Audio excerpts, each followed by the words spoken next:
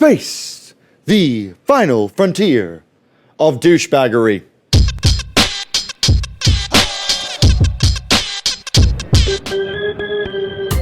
The color black is kind of a funny thing in that it doesn't actually exist. Black is not a color on the rainbow spectrum. Double rainbow, oh my God. It is a void, it is a lack of color, it is a lack of light. Any type of black that we see, that we create in our clothes and our paints, they're just a crude approximation.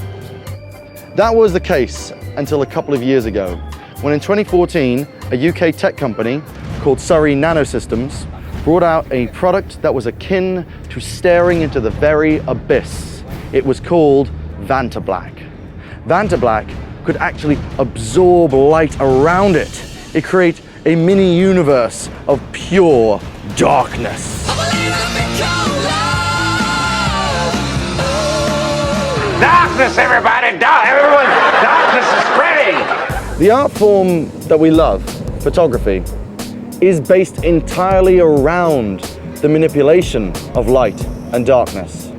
American photographer Berenice Abbott once said, "Photography is not only drawing with light, though light is the indispensable agent of its being.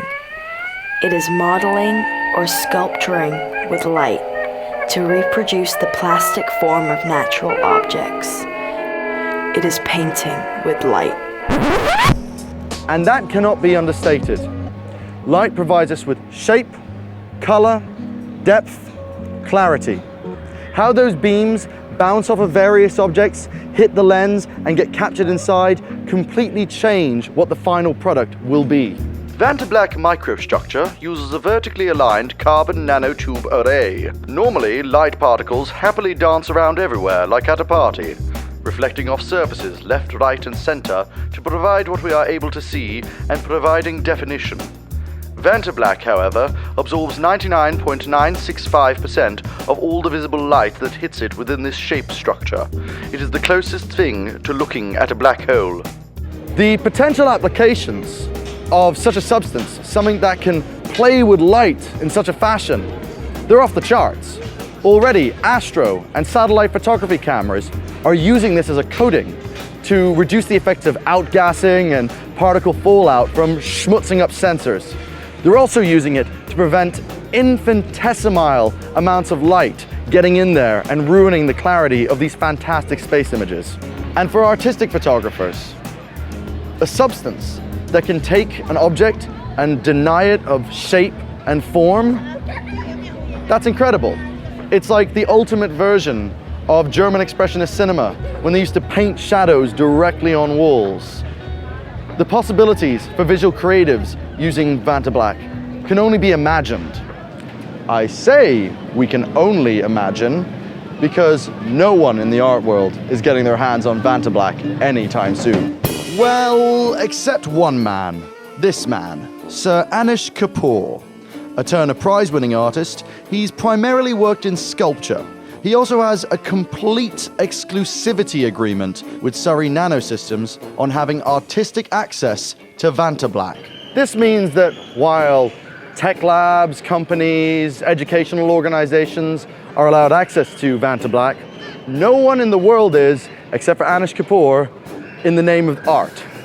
No, you heard me right there, art. As if it's a very specialized field he has the monopoly on, like toaster repair or key cutting. You know, art. That thing that philosophers have spent centuries debating over what it exactly is. Art. That, you know, that gargantuan entity that surrounds every facet of our culture. Art. Yeah, Anish Kapoor has the entire monopoly on using this for art. Which makes me want to address you personally, Sir Anish, if you are watching, and say that you are a total and utter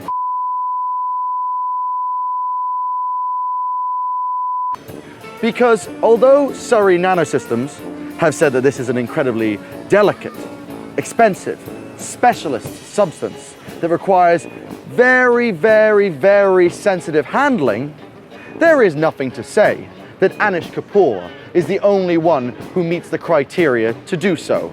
There is nothing to say that he is some kind of magical chosen one and only he can be imbued with Vantablack. No, no, no, no, no. He just got there first. Childish.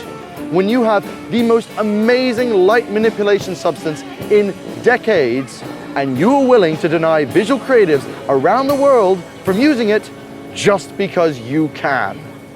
As you might have guessed, I wasn't the only one that was made angry by this. Many people were. And Stuart Semple was a good example of this. A fellow British artist, he made a substance called pink. Pink was just that. It was the pinkiest pinky shade of pink paint ever. There wasn't anything special about it, no super science. It was just very pink. But the kicker was that if you wanted to buy a jar of pink on his website, you had to sign a declaration saying, "You're not Anish Kapoor. You are in no way affiliated to Anish Kapoor. You're not purchasing this item on behalf of Anish Kapoor or an associate of Anish Kapoor. To the best of your knowledge, information, and belief, this paint will not make its way into the hands of Anish Kapoor." It was cheeky, it was subversive, you gotta admit, it was the perfect way to stick it to Anish Kapoor. There was no way of course he got a jar within the month. Yep, the Knight of the Realm responded with an absolutely charming Instagram pic of him flipping the pink bird with the classiest of lines, "Up yours." But Semple isn't backing down. He's already got a grand plan in place to get his revenge. He's produced a jar of the glitteriest of glitter, and this is a shit plan. Yeah, it's exactly the same plan as the last plan. Yeah. Now, I know a lot of you are wondering, Rick, what's the big frigging deal? Vantablack. It's a specialist substance that is got some very, very niche tech uses, but it's completely overpriced. Most photographers are never going to get their hands on it. This is not something groundbreaking that's going to shake the photography world in general. Why do you care? I care because it's there. I care because as photographers, we use niche and weird substances and tools and tricks every single shoot. We will jerry-rig drones to fit equipment that it's not supposed to. We will blow to lenses to create effects. We will wrap our cameras in plastic bags. We will cover people in body paint to get a shoot we want. We are visual creatives, and as visual creatives, we are wizards. You're a wizard, Harry. And we should have access to every single spell book on hand. And I don't much approve of some petulant little Hufflepuff grabbing one of the tomes and keeping it to himself. No matter how weird and strange and probably unlikely usable it is, he does not have the right to keep that to himself. That book belongs to everybody. It shouldn't just be him because he's shagging the librarian. Are you listening, Anish? Bring back the black.